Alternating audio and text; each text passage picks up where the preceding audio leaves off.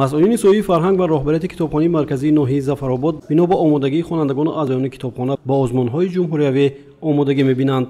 тавре ки иттилоъ гирифтем, соли ҷорӣ бо мақсади саривақт ба муроҷиаткунандагон дастрас кардани адабиёти зарурӣ миёни китобдорони филиалҳои китобхонаи ноҳиявӣ озмуни дохилии фуруғи субҳи донои китоб аст гузаронида мешавад.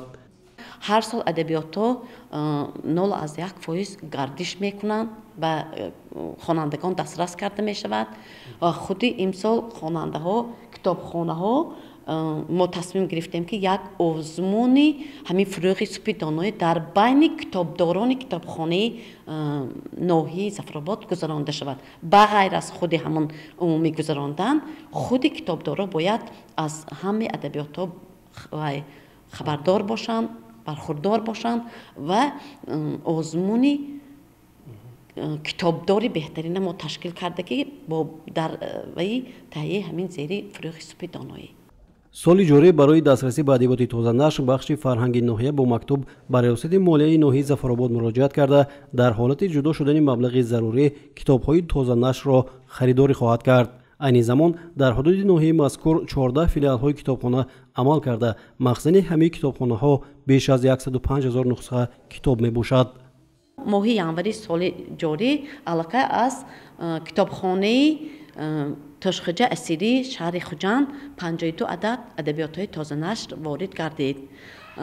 бобати китобхонаи электронӣ бошад, алҳол китобхонаи электронӣ фаъолият намуда истодааст бо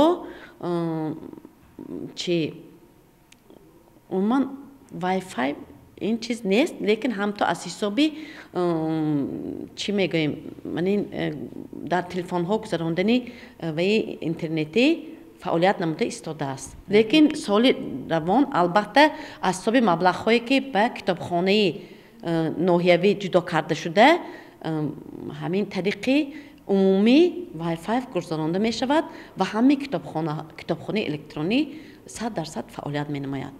бино ба маълумоти масъулини бахши фарҳанги ноҳияи Зафаробод, филиалҳои китобхонаи марказӣ дар ҷамоати деҳот аз таъмири ҷорӣ бароварда шуда барои дастрасӣ ба адабиёти зарурӣ талаботи хонандагон саривақт қонеъ гардонида мешавад.